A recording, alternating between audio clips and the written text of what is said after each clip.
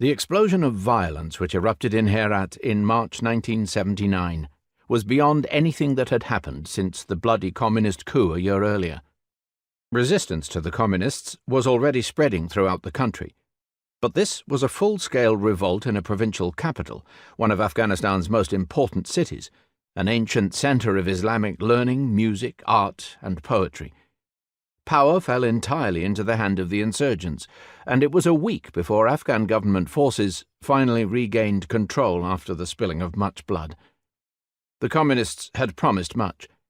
Our aim was no less than to give an example to all the backward countries of the world of how to jump from feudalism straight to a prosperous, just society. Our choice was not between doing things democratically or not. Unless we did them, nobody else would.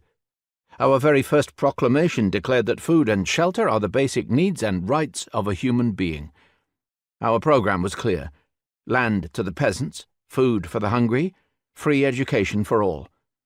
We knew that the mullahs in the villages would scheme against us, so we issued our decrees swiftly so that the masses could see where their real interests lay. For the first time in Afghanistan's history, women were to be given the right to education. We told them that they owned their bodies. They could marry whom they liked.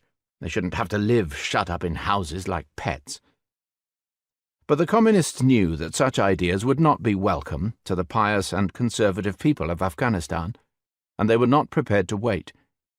They had expected resistance and acted ruthlessly to put it down. It was not the time to put on kid gloves. First and foremost, we had to hold on to power.